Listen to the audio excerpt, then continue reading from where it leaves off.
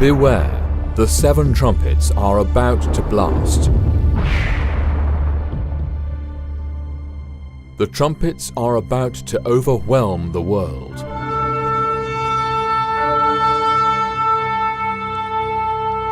His professed followers are shockingly oblivious, while ordinary people have absolutely no clue of what is about to break on them. WLC is compelled to sound the alarm. The trumpet, as an instrument, was used anciently for making important announcements. Yahuwah's holy days were announced with trumpets. Wars were started with trumpets. The sounding of a trumpet was always used as a means to draw the national attention of his people to important current events. It is extremely important today for his professed people not to ignore the trumpets of Revelation and more fully understand their nature and timing. Why is WLC obsessed with warning about the imminent blasting of the trumpets? We have no choice but to keep warning about the imminent blasting of the trumpets. The Father has shed his light on our path, helping us understand the timing and purpose of the trumpets. Can we hide his rays of light from his people? Our position is best echoed by Amos the prophet when he declared, "The lion hath roared, who will not fear? The Master Yahuwah hath spoken, who can but prophesy?" Our position is also mirroring the anguish of Jeremiah the prophet when he exclaimed, "O my soul, I am pained in my very heart. My heart makes a noise in me. I cannot hold my peace, because you have heard, O my soul, the sound of the trumpet, the alarm of war." Destruction upon destruction is cried, for the whole land is plundered. Suddenly my tents are plundered, and my curtains in a moment. Like Jeremiah, we understand what the blasting of the trumpets is going to mean to this world in which we are living. WLC feels obligated to make all those who care to listen understand Yahuwah's purpose for blasting the 7 trumpets and to act accordingly. The extent of devastation and loss of life that will hit the world from the blasting of the trumpets is indescribable. Living through the 7 trumpets is going to be a most fearful experience, and without his shelter and refuge, it will be total despair and ruin.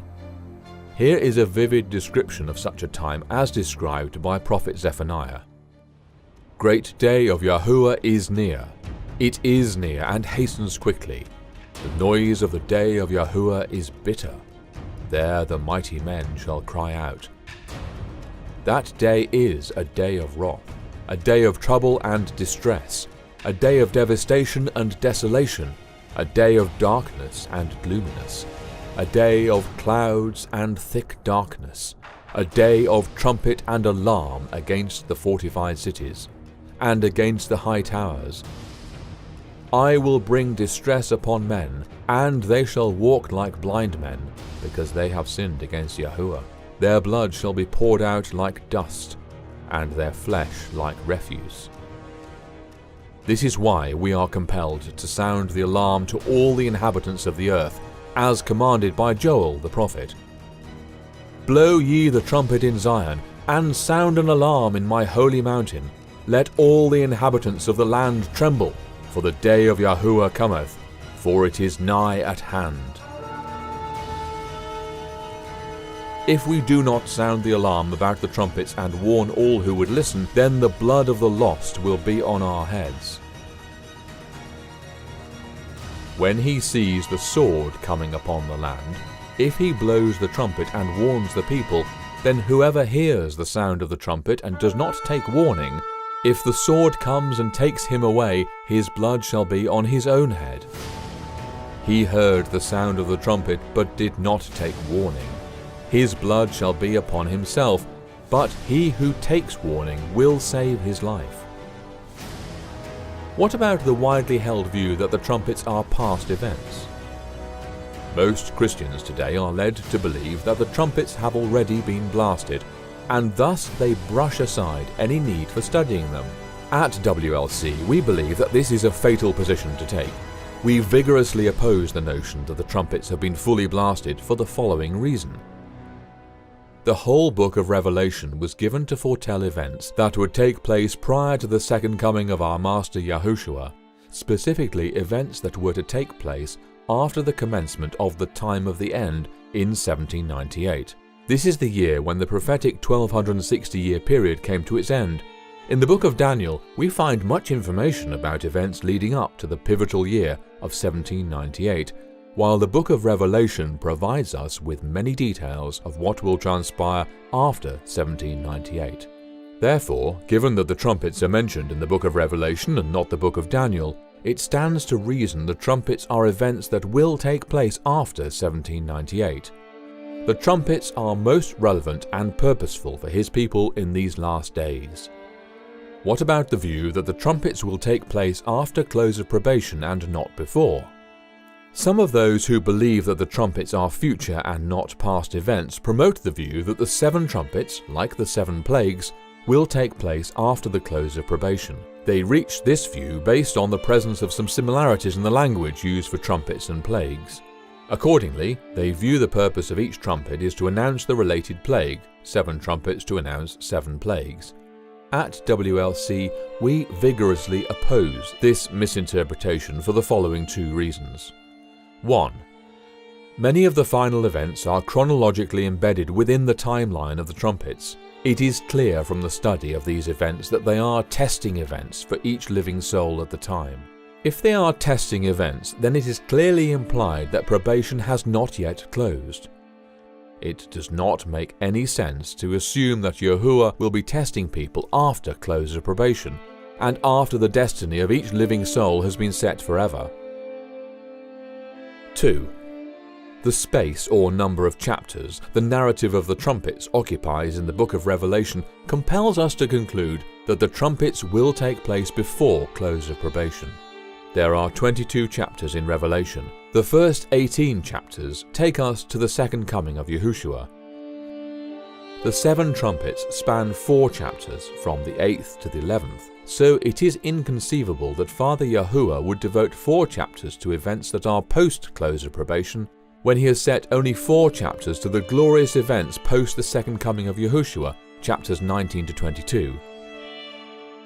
It does not make sense to assume the Father will assign equal importance to events taking place between the close of probation and the second coming, with the momentous events taking place between second coming of Yahushua and final destruction of the wicked after the millennium and all the related events. What about the act of casting down of the censer by the angel in Revelation 8 verse 5, which precedes the blasting of the trumpets and suggests cessation of Yahushua's ministry in the most holy place, i.e. signaling close of probation for the human race just before the blasting of the trumpets? Let us read Revelation 8 verses 2 to 5 to better understand the scene in which the censer is cast to the earth. 2. And I saw the 7 angels which stood before Yahuwah, and to them were given 7 trumpets. 3. And another angel came and stood at the altar, having a golden censer, and there was given unto him much incense, that he should offer it with the prayers of all saints upon the golden altar which was before the throne. 4. And the smoke of the incense which came with the prayers of the saints ascended up before Yahuwah out of the angel's hand. 5. And the angel took the censer, and filled it with fire of the altar, and cast it into the earth. And there were voices, and thunderings, and lightnings, and an earthquake. We can easily deduce from verse 2 that this angel was not one of the 7 angels to whom were given the 7 trumpets. Who then is the other angel that came and stood by the altar of incense? Many have concluded that this other angel is none other than Yahushua. We flatly refuse this conclusion for the following 3 reasons. 1. This other angel is doing the same task that the 24 elders are described to be doing in Revelation 5 verse 8, where they are described as having vials full of incense, which are the prayers of the saints, and which they present before the Lamb. They perfume the prayers of the saints and offer them on the altar of incense.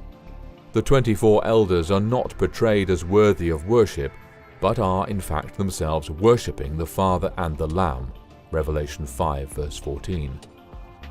Therefore, it is not exalting if we identify the other angel as Yahushua when the task ascribed to him is a task that is also being performed by 24 elders. 2.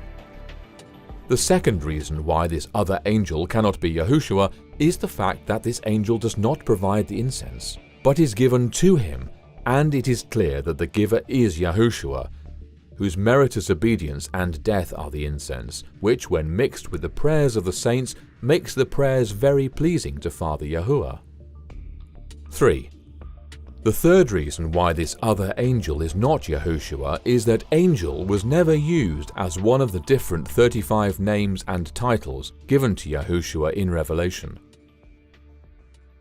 If the other angel is not Yahushua, then the casting of the censer by this angel to earth does not mean cessation of Yahushua's ministry in the most holy place, and does not therefore signify the close of probation. So what does the casting of the censer to earth signify? The casting of censer signifies that Yahuwah's last wake-up call to humanity just before the close of probation will be fiery and most forceful, as seen in the events that will unfold after the blasting of each of the 7 trumpets. His last invitation to the human race needs to be strong. It must arrest the attention of every living soul to heed the warning and repent before probation closes once and for all. It is our sacred duty and the duty of every follower of Yahushua to warn all who care to listen of the calamities that will soon take place in every corner of this world. We cannot hide this truth, nor can we shirk our responsibility of warning. It is the will of Yahuwah that none is taken unaware. Angels from heaven are not going to do that which humans can and must do. Moses and Aaron were given in advance the nature of each plague and the exact time it would appear. They had to announce this to Pharaoh so that there would be no opportunity for him or the Egyptians to complain about not being warned. Today, his people have the same responsibility of warning everyone regarding the imminent blasting of the trumpets. When the plagues began to hit Egypt, the Egyptians accused Moses of bringing these judgments upon them. Likewise, his people will be the ones faithfully raising the alarm and warning the world about the destruction and desolation that will be triggered by the trumpets. They will, in turn, be the ones blamed by the unrighteous for all the destruction that will take place when the trumpets are blasted. They will even be looked upon as the cause of it. Nevertheless, this will not shake us out of our solemn responsibility. Come to the foot of the cross repentant, beloved. The time is short. He is coming quickly. The lion hath roared. Who will not fear? The Master Yahuwah hath spoken. Who can but prophesy?